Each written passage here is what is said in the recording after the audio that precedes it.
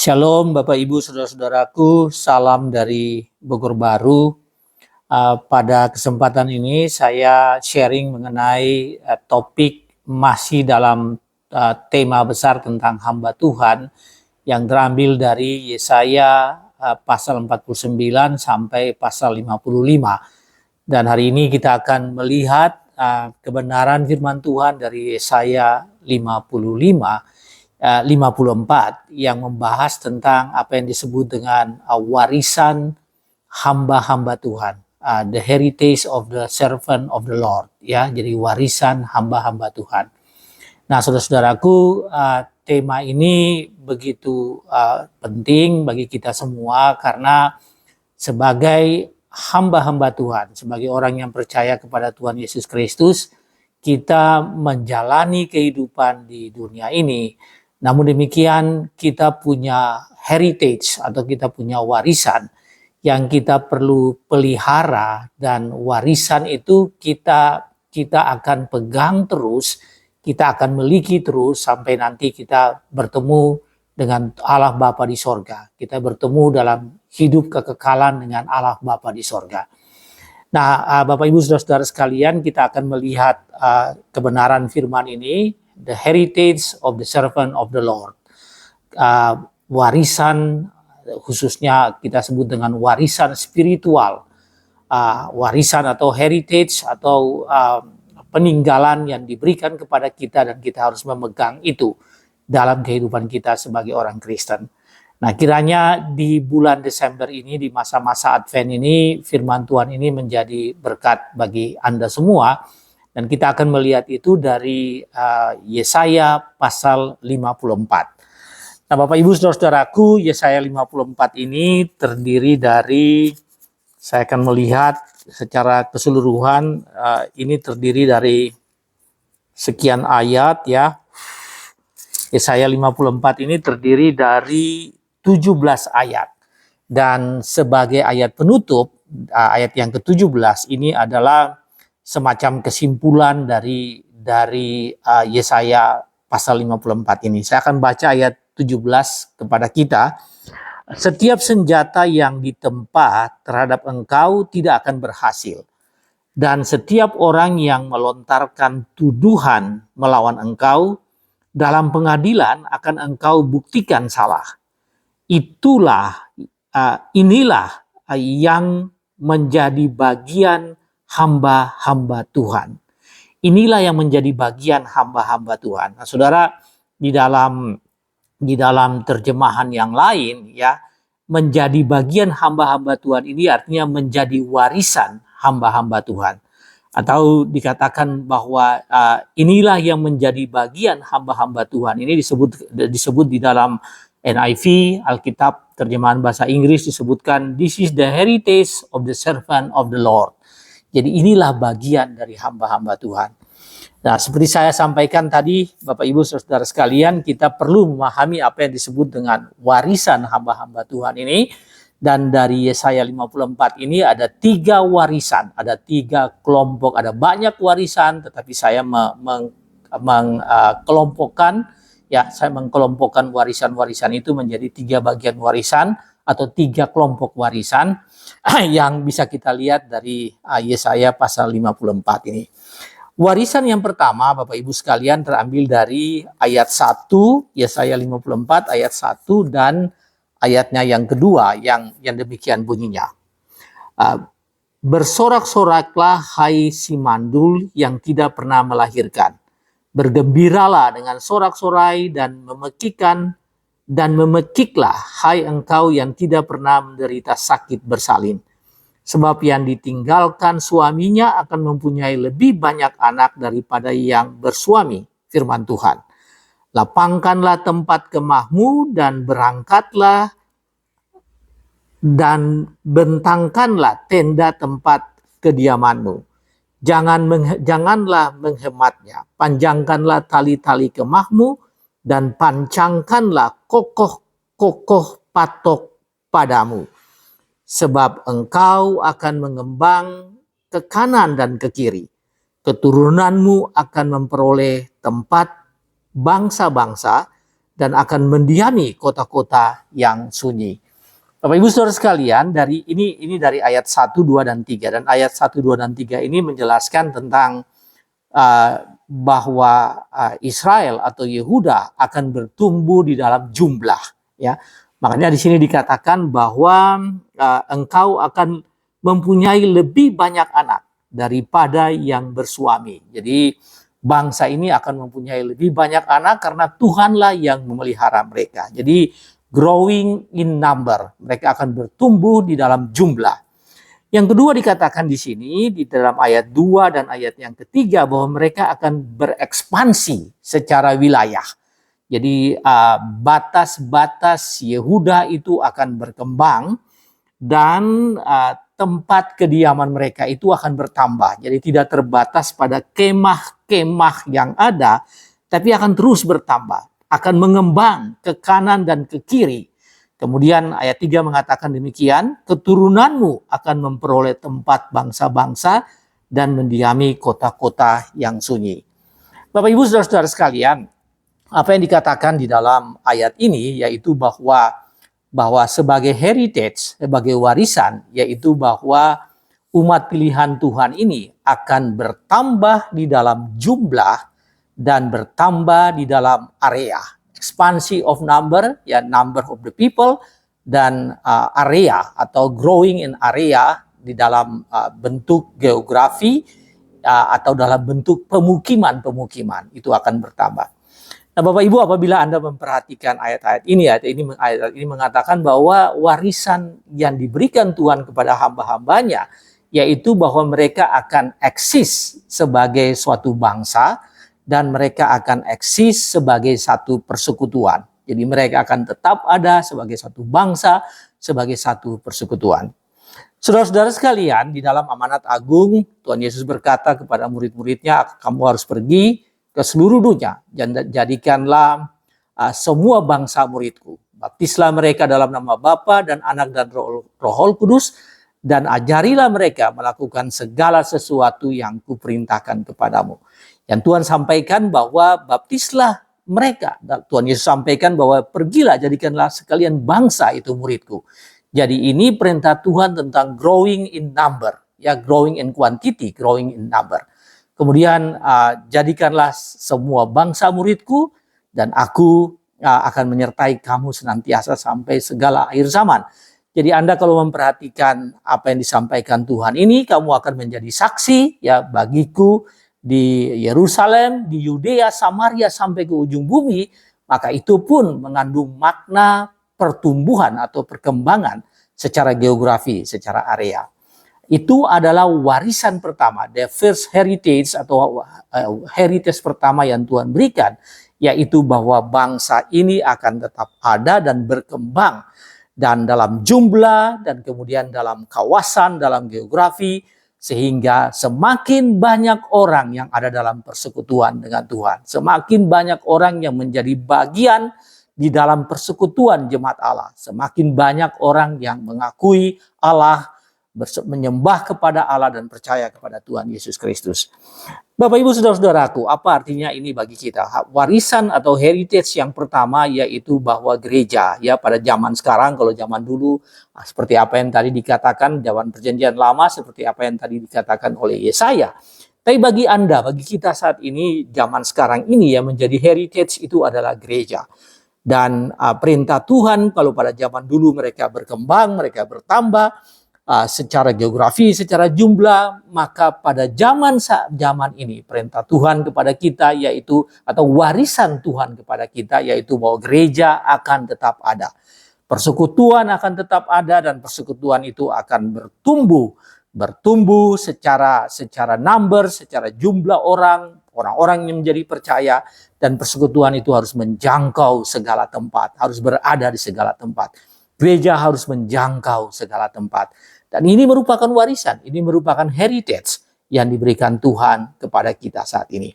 Bapak Ibu, implikasinya bagi Anda yaitu bahwa Anda harus memahami tentang heritage ini, bahwa Anda adalah bagian dari proses yang Tuhan lakukan, yaitu bahwa gereja harus tetap ada. Ya, Anda harus percaya itu dan harus ada bagian daripada dari heritage itu, yaitu bahwa Anda adalah bagian dari gereja yang bertumbuh secara kuantitas dan berada di mana-mana, terpencar di mana-mana, menjadi saksi bagi dunia ini. Itu heritage pertama. Saudara sekalian, heritage yang kedua atau warisan yang kedua terambil dari ayat-ayatnya yang keempat, ayat kelima, ayat keenam, dan ayat yang ketujuh. Jadi 4, 5, 6, 7 yang tidak lain adalah heritage atau warisan yang bersifat pembaharuan, continuous pembaharuan. Ya, jadi continuous restoration. Continuous restoration artinya Tuhan memberikan warisan kepada kita, heritage kepada kita, yaitu bahwa kehidupan kita ini, kehidupan orang-orang percaya ini mengalami restorasi yang terus-menerus, mengalami pembaharuan yang terus-menerus, menuju kepada kesempurnaan sehingga nanti kita semakin dekat dengan Tuhan, kita semakin bersekutu dengan Tuhan, dan pada akhirnya kita akan bertemu dengan Tuhan. Apa yang disebut dengan continuous restoration. Saudara-saudara sekalian, itu terambil dari ayat 4, 5, 6, dan 7. Saya ingin membaca ayat 4 kepada kita yang bunyinya demikian. Ayat 4, Yesaya 54 ayat 4 mengatakan begini, "Janganlah takut sebab engkau tidak akan mendapat malu, dan janganlah merasa malu sebab engkau tidak akan tersipu-sipu. Sebab engkau akan melupakan malu keremajaanmu dan tidak akan mengingat lagi aib kejandaanmu." Saudara-saudara sekalian, ini dikatakan bahwa tidak dipermalukan, ya, bahwa umat pilihan Tuhan tidak dipermalukan sebagai orang percaya. Yang percaya, mereka yang percaya kepada Tuhan tidak akan dipermalukan. Di dalam ayatnya yang kelima, ini continuous restoration yang terjadi terus-menerus. Ayat yang kelima mengatakan demikian. "Sebab yang menjadi suamimu ialah Dia yang menjadikan engkau. Tuhan semesta alam namanya. Yang menjadi penebusmu ialah Yang Maha Kuasa. Allah Israel, Ia disebut Allah seluruh bumi." Ia disebut Allah seluruh bumi, penebus Israel, penebusmu yang Maha Kuasa, dan disebut dengan Allah seluruh bumi. Saudara sekalian, bagian ini ingin mengatakan apa yang disebut dengan penebusan atau pembebasan yang adalah proses yang dilakukan kepada kita, kepada setiap anak-anak Tuhan, kepada setiap orang yang percaya, dan itu berlangsung, merupakan heritage, merupakan warisan yang diberikan kepada kita. Kemudian ayat 4, ayat 6 dan ayat 7 menyatakan di sini bagaimana umat Tuhan itu dipanggil kembali ke dalam persekutuan dengan Tuhan. Ini juga merupakan tadi saya sebutkan dengan continuous restoration, restorasi yang terjadi terus-menerus dengan umat-umat Tuhan. Ayat 6 dan 7, ayat 7 menyatakan demikian. "Sebab seperti istri yang ditinggalkan dan yang bersusah hati, Tuhan memanggil engkau kembali. Masakan istri dari masa muda akan tetap ditolak, firman Allahmu.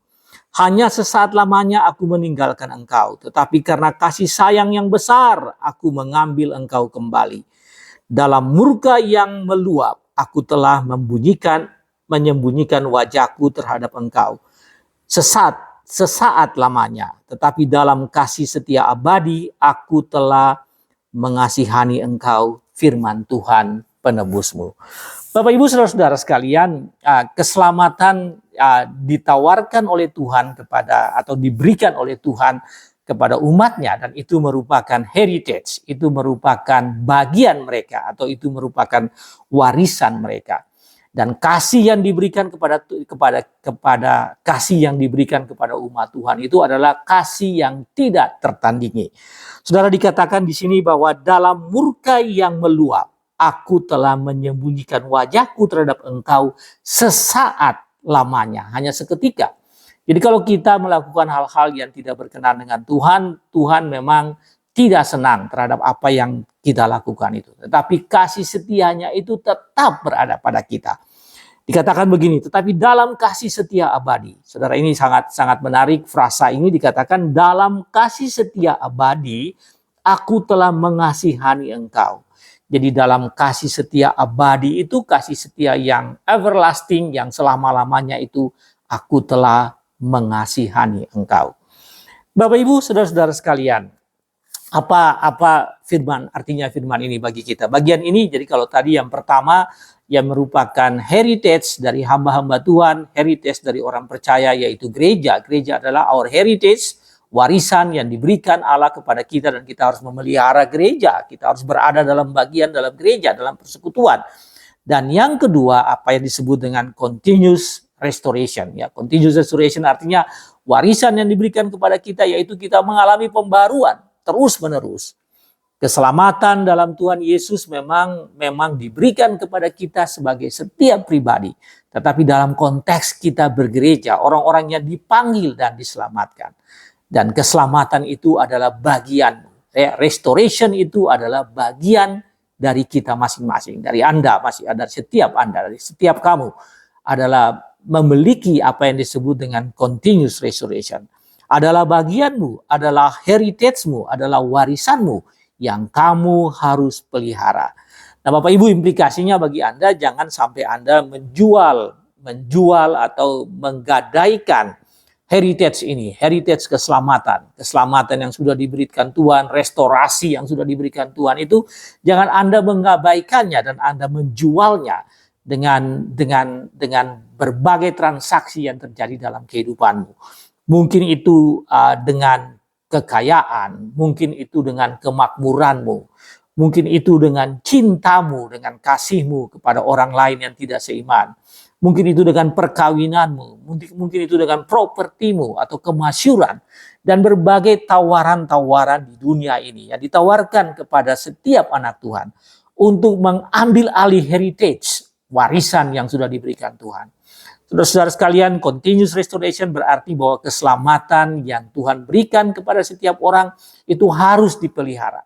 Dan jangan sampai itu diberikan, jangan sampai heritage-mu itu, warisanmu itu kamu tukarkan itu dengan sesuatu yang menghilangkan keselamatanmu, yang membuat kamu akan hidup dalam kebinasaan abadi.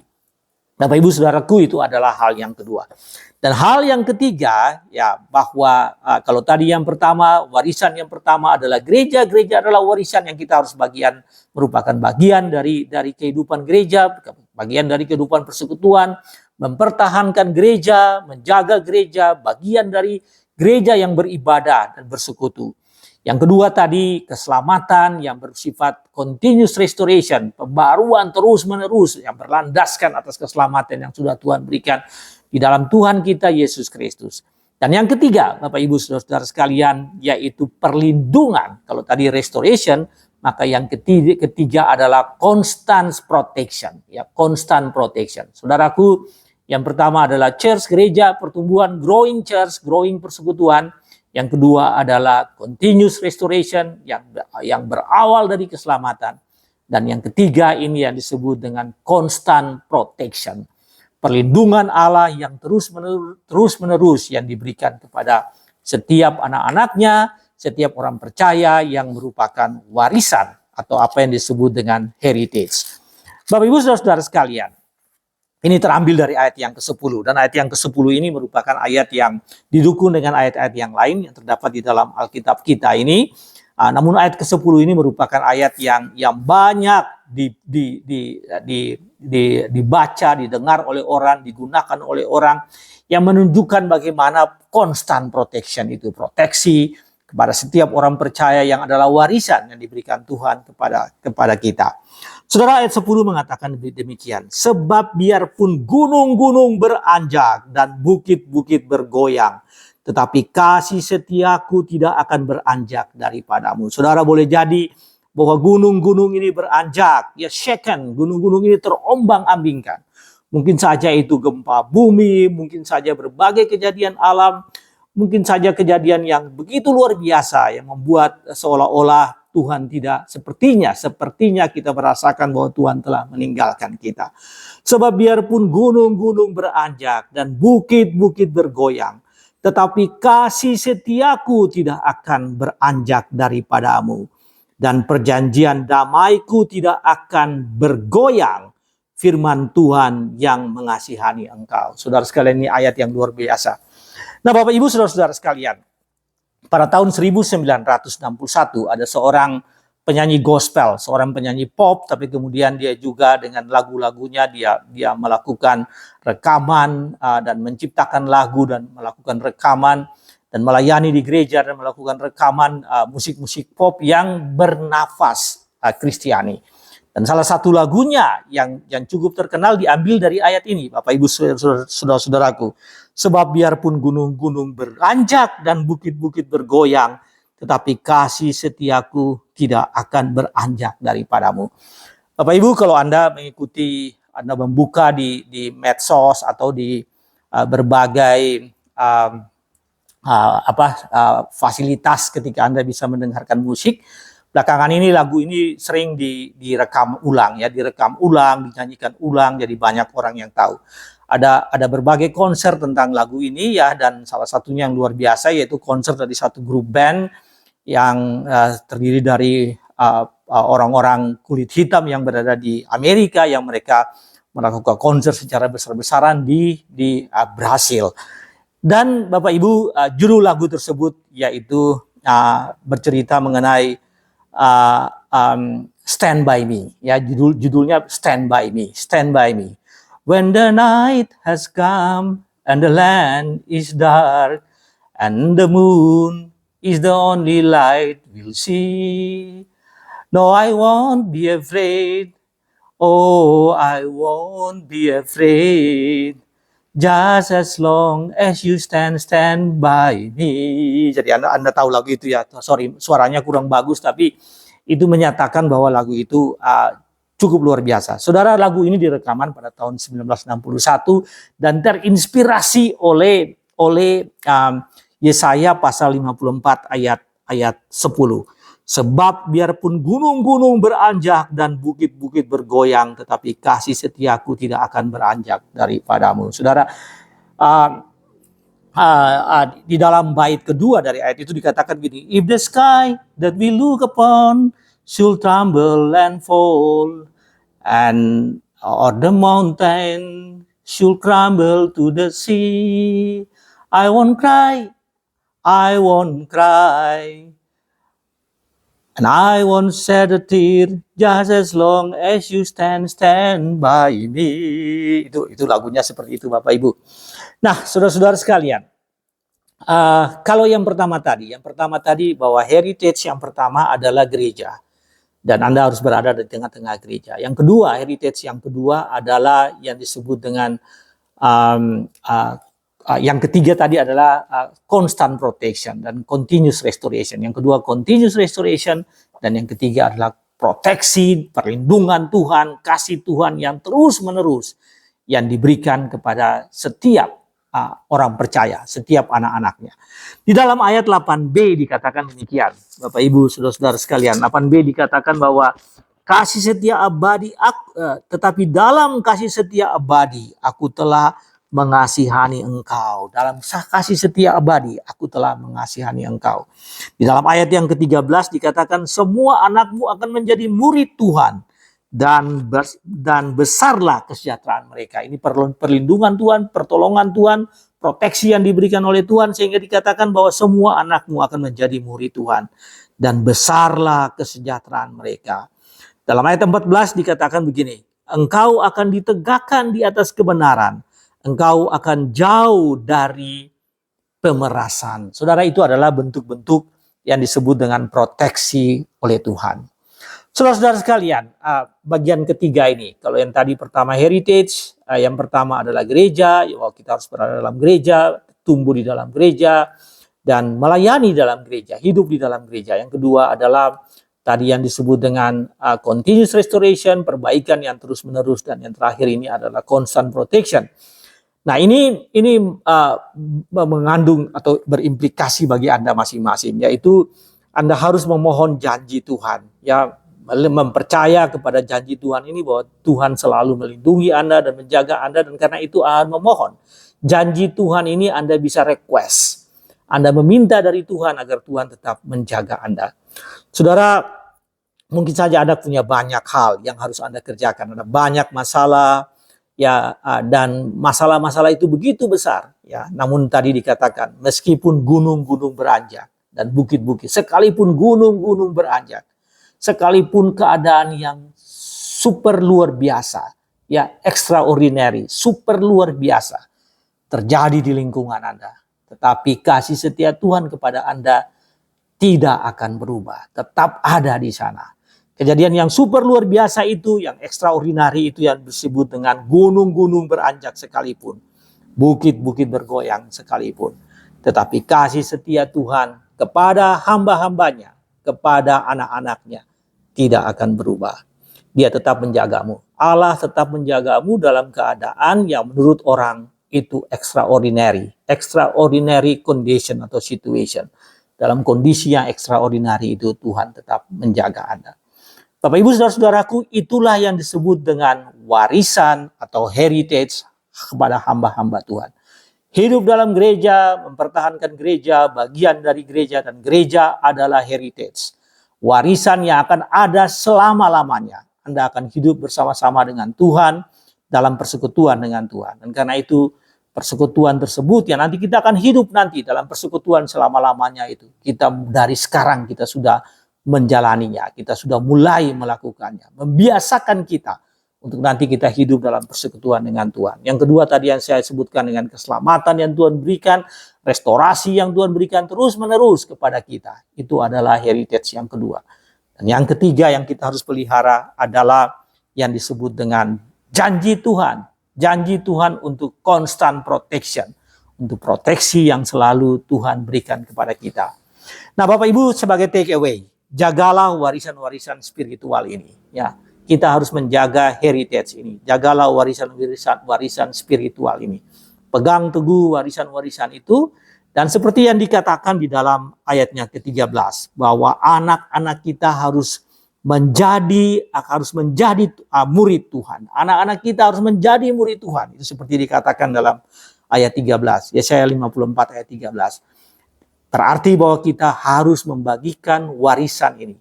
Kita harus mewarisi heritage ini kepada keturunan kita, kepada anak-anak kita, bahkan kepada setiap orang. Tapi terutama kepada anak-anakmu, kepada keturunanmu, kamu harus mewarisi heritage ini. Kalau kamu hidup di dalam heritage ini, di dalam warisan ini, maka sudah tentu kamu akan mewariskan itu kepada keturunanmu. Bapak Ibu Saudara sekalian, di masa Advent menjelang Natal ini, firman Tuhan tentang hamba Tuhan, bahwa setiap hamba Tuhan, kita sebagai individu, sebagai person, sebagai individu dan sebagai gereja, kita adalah disebut dengan warisan heritage dari Allah. Anda adalah memegang heritage itu, dari Allah itu diberikan kepada Anda, dan Anda punya tanggung jawab untuk memberikan, hidup dalam heritage itu, dalam warisan itu, dan memberikan itu, mewarisi itu kepada keturunan-keturunan Anda, kepada anak-anak Anda, kepada cucu-cucu Anda, kepada semua orang yang merupakan bagian dari kehidupanmu. Tuhan berkati saudara sekalian di masa Advent menjelang hari Natal ini. Amin.